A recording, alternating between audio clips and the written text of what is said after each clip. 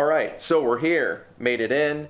What we're gonna do today is just do kind of some preliminary stuff with the car. The first issue that we know of is definitely the brakes. When we were trying to load it onto the trailer, they were locking up. It was hard as hell to push. And when we initially pulled it out of its spot in the field, the rear tires were locked up. Ooh, yeah, your brakes were seized. So definitely got to check those out, because at a minimum we need to be able to push Janice around the garage and make room for when we have other stuff going on. Jordan's going to be here in a couple minutes. He's going to help me sort of get it cleaned up and get it up on all fours so we can take a look at those brakes. But before he shows up, let's get one little project out of the way in the workshop. Perfect.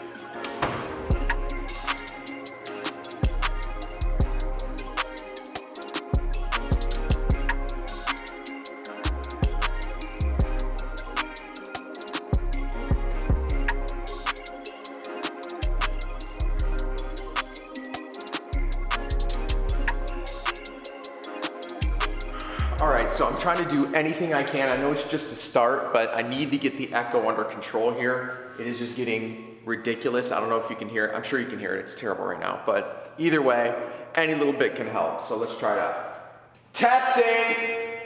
Okay, so maybe it didn't help, but that's all right. I feel like I'm doing something about it. I'm trying to make progress. And, you know, they say perception is 9/10 of reality. So at least something's happening. But I think I hear Jordan up front yakking with Jesse, so I'm gonna go grab him, and we're gonna get Janice up in the air, and then we'll see how it looks.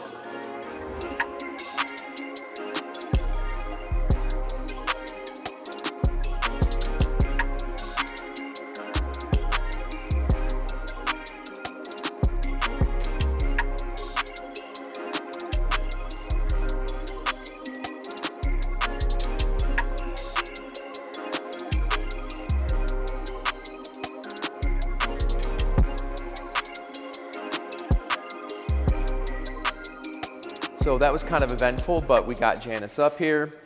All the wheels and tires are off, and we're just kind of taking a look around. But what we first found out, and obviously our suspicions were confirmed here, is that these are completely seized. The fronts are, they're loose. So these will spin just with obviously my foot, or if I just move it with my fingers, it will move just fine. So obviously those are not the problem.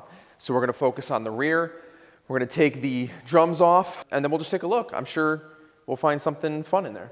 First and foremost, this is kind of a fun design. We have some like lugs here, and these are actually mounted to the drum itself. So this is a super hefty drum, and you actually mount the wheel and tire onto the drum, and the hub is down here below. So to get this drum off, first of all, we obviously need to remove any bolts or nuts holding it on. I'm just gonna grab my impact, pull these off, and then, I don't know, maybe hammer it, maybe drive some screws in here, we'll figure it out. So remove those. We're also gonna wipe this down real quick. Okay. Nice. Woo! Gotta love Florida cars. Now normally, you should be able to just sort of gently kind of rock this thing back and forth. What we're gonna do instead is we're gonna take the same screws we just took out, and there's two other holes in here. And I'm actually gonna drive these in and see if I can break it loose from the hub using these other screws. So basically we took them out of here, we're gonna put them in here because these seriously just back up against the hub. So the idea is that when you push these in or drill these in, it pushes the drum away. So let's see if that helps. Ooh, came out a little bit. Hopefully you saw that. That's what happens when you buy cheap bits, so don't do that. So not only did it break my bit, but it also stripped this out. So kind of unfortunate because, well, one of two things. It's supposed to go back in here, and it's supposed to sit flush. And also, now that it's screwed into this, the freaking drum can't go back on, at least not the way that it did before. So super cool. What I'm gonna do, however, is I'm gonna find a bolt that I already have that is going to fit in that other existing hole, which I think, wow, literally on the first try. That's pretty dope. And I'm gonna drive that in and see if I can get it to pull itself out a little bit. Jesus. I must have like the cheapest bolts on the planet. What a piece of crap. It moved out a little bit, but honestly, whatever, I'm over it. So what I'm gonna do is I'm just gonna start gently hammering this on the outside, pull this thing off, and then I'll just deal with the damn bolts when the drum comes off.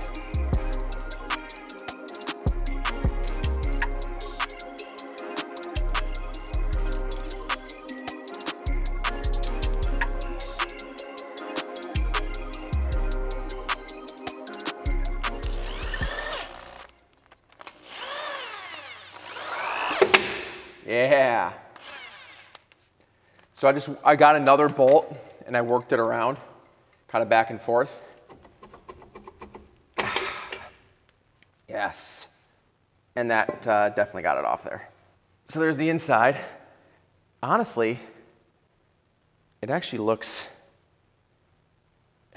pretty good and feels pretty good.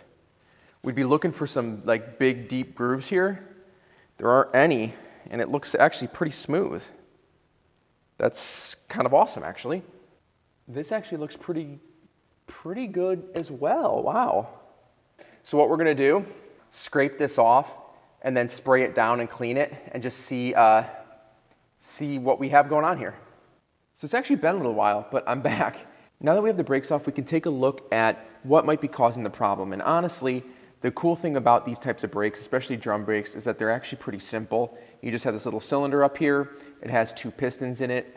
And when you push the brake, it just pushes these out and then pushes, of course, the pads into the side of the drum. Then down here you have a plate, and this is for your e-brake. So you have this mechanical little lever here. You pull on the lever in the car, and then it, of course, again, pushes the pads into the side of the drum.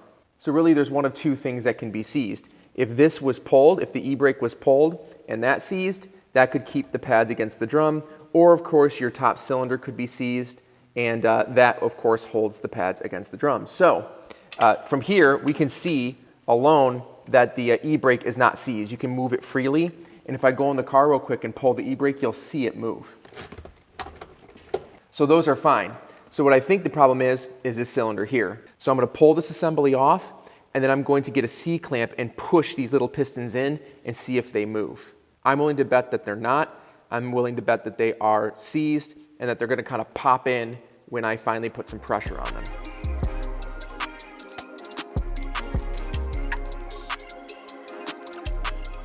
When they tell you you shouldn't reuse brake hardware, this is why. Take a look at this here. That's a pin, and you're supposed to be able to twist it and try and like kind of hold the pin in, but this thing is so smashed up, I'm surprised the brakes are being held in, to be honest. Excellent, so we have everything clear. And if we pull off these little rubber boots, these little protectors, first of all, these are pretty darn rusty. And you'll see inside here, there's a little piston in there, and each one of these will move independently. So what I'm gonna do is just grab a C-clamp, and I'm gonna grab a little tiny socket. I'm just gonna put the socket head on the head of that piston, and then pull it down. You also may want to take the cap of your brake reservoir off because the fluid's got to go somewhere.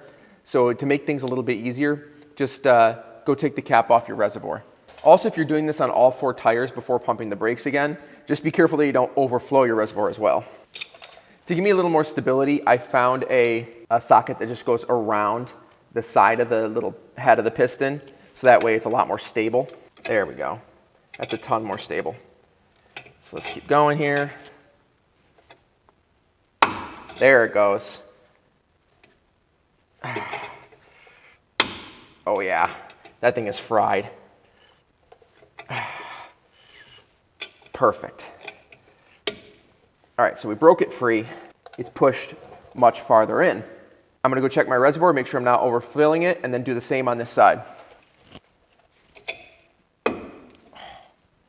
There you go, cleared up. Now it's able to move in. All right, so clearly the cylinder was the problem. So we're gonna head up to the auto parts store, we're gonna grab a new cylinder and a new hardware kit and get this all reinstalled. So we picked up everything that we need. We have our new cylinder and our hardware kit. So we just need to pop the 2 screws off the back and of course the brake line, loosen that. And then once we replace that, reassemble the drum brakes and then bleed it, and we're done back here. These back here are gonna be 10mm. So I just have that, and it should be nice and easy to take these off because, there you go, this is a Florida car, baby. If you're in the market for a used car, Come to Florida. The used car market is insane down here. Get a bunch of cheap cars with absolutely no considerable rust on them. So keep that in mind. Keep that in mind. All right, so before I totally break this loose, I'm gonna wanna pop onto this brake line here. You know, before you guys say anything, I don't have a line wrench. I'm far too lazy to go get a line wrench. And so we're just gonna risk it, all right? So let's just do it.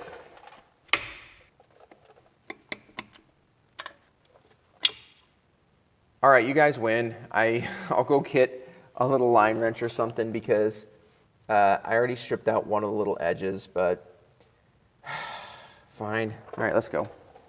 All right, so I did go out and buy a line wrench, so we'll see if we can get this off without hurting it. So here we go. Ah, yes. Okay, so did a little bit of damage to the fitting by not using a line wrench, but not so much that I couldn't get it to work. So we're gonna grab some paper towel, make sure it's underneath here. So I have this popped off here, there we go. Just slide that out. Excellent.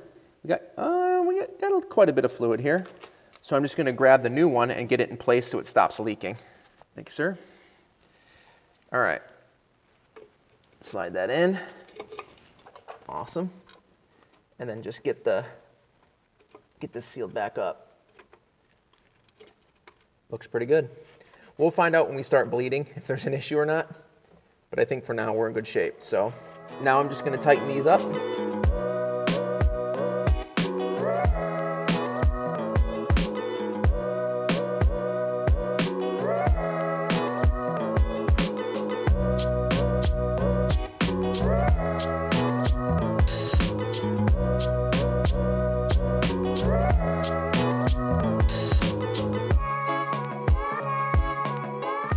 So now all we need to do is put the drum back on and then bleed it, and we are ready to go.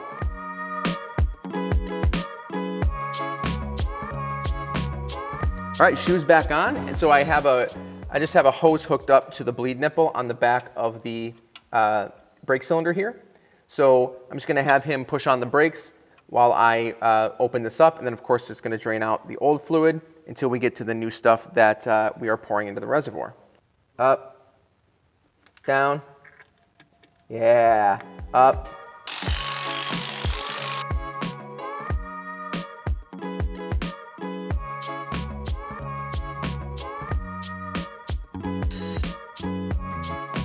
All right, moment of truth. We should be able to move it now.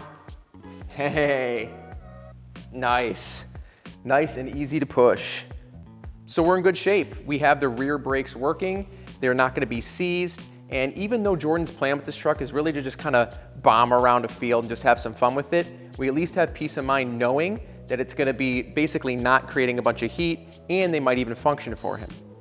So if you wanna follow along with Janice, make sure that you subscribe, like this video if you liked it, and keep a lookout for that next episode. Thanks so much, see you in the next one.